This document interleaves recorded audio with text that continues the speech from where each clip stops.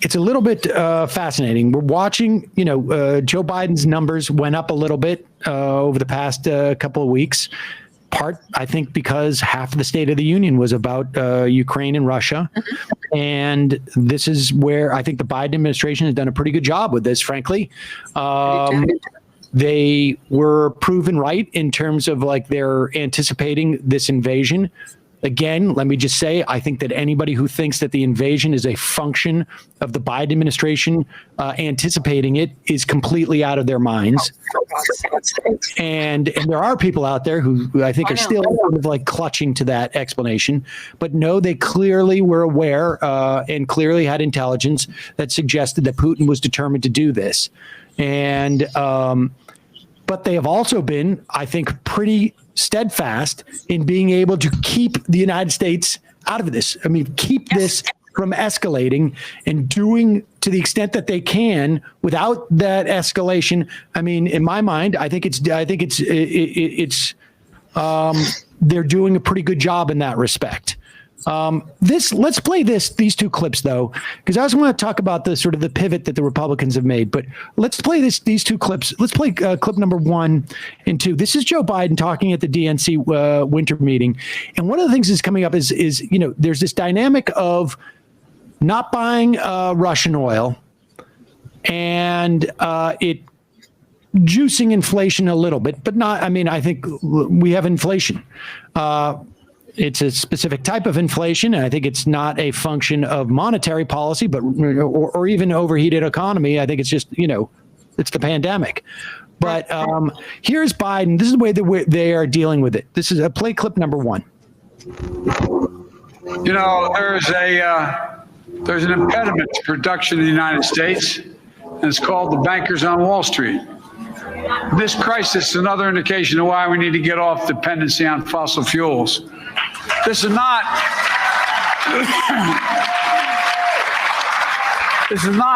the solution to today's crisis. It's about the future. That's why we need to build a better America. Let's talk about our record. The American.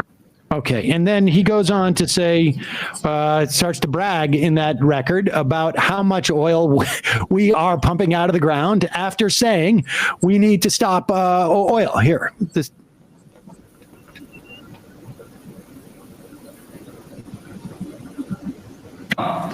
People are already feeling Putin's price hikes at the pump. I think the American people know how important this fight is.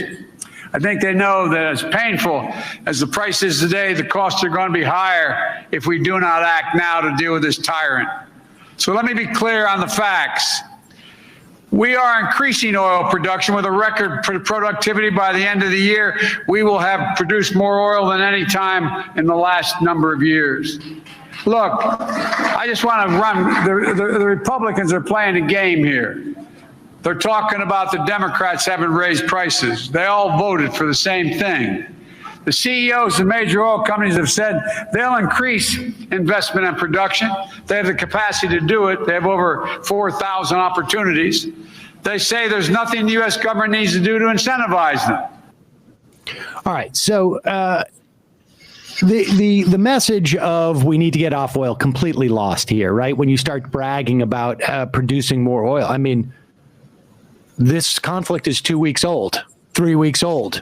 Why are you bragging about being, producing all this extra oil? It seems to me, and Matt Brunig actually had a piece in the Jacobin just making this point, that we should be nationalizing the oil, or at the very least, Biden should be floating this, because this is the reason why they are not drilling on these lands is for the same reason why, if you're a restaurateur right now, you're not expanding your seating because you're thinking, wait a second, maybe, COVID comes back. I don't want to expend all these resources. Now, the amount of investment in expanding your seating in your restaurant is not nearly what it is if you're going to start to drill. And they don't want to drill that much oil because their profits are maintained when there's a shortage of oil. Of course. And that's not drilling. They've got a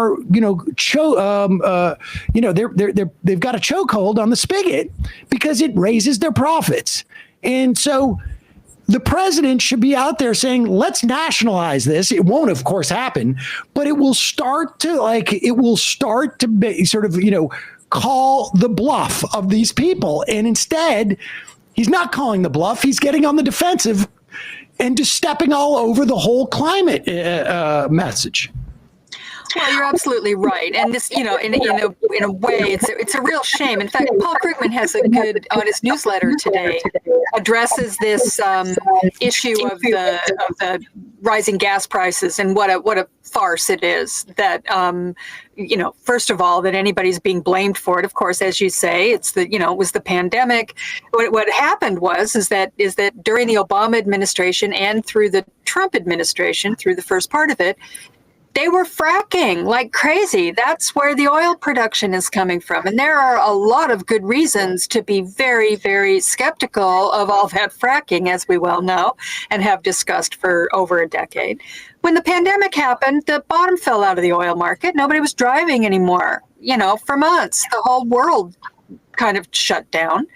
And, and now it's coming back up. And of course, as you say, the oil companies and the oil producers around the world are manipulating the market and making profits. So the whole idea that this is somehow, short of nationalizing it, which I agree with you would make good sense, there's nothing much more that the government can do about it. I mean, and you're right. If Biden came out and said, "Hey, you're going to blame me for this stuff," I think maybe the government should take control of it. If I'm going to get the blame anyway, then I'd like to be able to, to be the one who makes these decisions. As it is, I'm not. These are decisions being made by the oil companies, by all the fossil fuel, and it's not just oil; it's all energy all over the place. And now you have this complication of Russia, and the idea also that somehow or another, the U.S. banning Russian oil is a catastrophe for us is ridiculous. I mean, come on. First of all, it's like 3% of America's oil comes from Russia to begin with. And second of all, it's time for Americans to get off the spigot here and get used to the fact that these higher prices are the price we have to start paying in this country. Maybe people will stop buying all these gas-guzzling SUVs and buy electric cars or buy hybrids or do the kind of things that we should have been doing for the last 20 years and never do because gas prices remain at such a low thing. I mean, I'm hearing people whining like little babies over the fact, gasoline it hasn't been this high since 2008. And I'm going, can you understand the fatuousness of what you just said? I mean, if it was the same price in 2008, I would suggest maybe this isn't really the problem that you think it is, especially at a time of high employment and, people are making more money and, it should not be this issue that we're dealing with. I mean, I am sympathetic to the implications of higher gasoline because it really does impact, people who have to travel for work and lower income. But what I think is problematic is that the Democrats are not sticking to a consistent message that is consistent during this period versus that period versus the future. You need to stick through with the message. You cannot retreat every moment there is any type of headwinds. And they are doing it. They're doing that both in the context of this inflation stuff, and they're also doing it in the context of the culture war that is being fought right now. And when they do that, it creates a vacuum that the Republicans are able to fill. And they just keep filling it and filling it and filling it. And from the normal voter's perspective, they don't necessarily see the issues as much as they see the dynamic, which is Republicans winning, and we live in a society where the belief is, the winner is the one who wants it more, and they must be right. Right. I agree with you completely. I think that this idea that, and especially with energy and climate, I mean, that issue more than anything else, every time you have a situation like this, every time you have a crisis, whether it was the pandemic crisis or whether or not it's the war in Ukraine or whatever it is, that is the moment for Democrats to seize the day. I mean, Biden said it at first and then he backtracked. What he said at first was absolutely correct. If you want to know, I mean, we can't, what this shows is that, our entire dependence on fossil fuels is a mistake. It's a mistake for of course, the future of the planet. It's a mistake even for our current everyday, sort of stability. And we need to fix this problem once and for all. Every time there's a crisis like that, it's an opportunity for Democrats to make their case. Yes, they have to be flexible. They've got to be able to say it in ways that sort of apply. But nonetheless, you're absolutely right. You don't just change on a dime because the circumstances suddenly make it a little more politically difficult. That is where the problem comes in, and it happens across the board, particularly in that case. But you're right, in the culture war too. Suddenly, people are talking about Dr. Seuss, and everybody gets all upset, and that you've got a bunch of screaming memes coming into school board meetings and talking about critical race theory, and the Democrats start getting all timid and upset and talking about how we really need what are they calling this? What's the name of this? It's popularism, right? Right. So, and what popularism does is says go with the wind, whichever way the wind is blowing, you need to go with it in order to remain popular. Well, I just don't think that's the way the world works.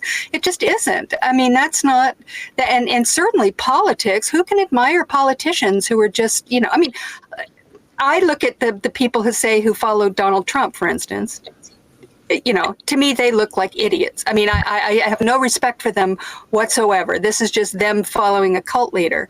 But you have to give Trump himself credit for the fact that, I don't think he seems to march to his own drummer, and it really appeals to those people. They like that. They like the fact that he doesn't follow the party line. And we just don't have anything like that. We don't have any kind of It's not a question of being of following the line or not. I mean, the point that you're making about this theory that the Democrats have, the leadership, I should say, look, the leadership of the Democratic Party right now. Right, of course. That I'm talking about, in the Senate, in the House, in the presidency, and we're talking about the consultant class. And the, after Biden's State of the Union address, the numbers on people who thought that he had a plan to deal, that had confidence in his ability to deal with inflation, shifted 40 points in the course of his speech. Was insane. Insane. And the number of people who think that unemployment is a problem right now. Our employment we're doing incredibly well. We're back almost where we were pre-pandemic, if not already there. And that's with a lot of people having already left the job market. So in terms of employment, it's it hasn't been this good in I don't know how many years, but enough that the fact that most people don't think it's the case is indicative of sometimes it's about the narrative, and it's about controlling the narrative. I mean, this is all evidence that points to that, but they ignore it.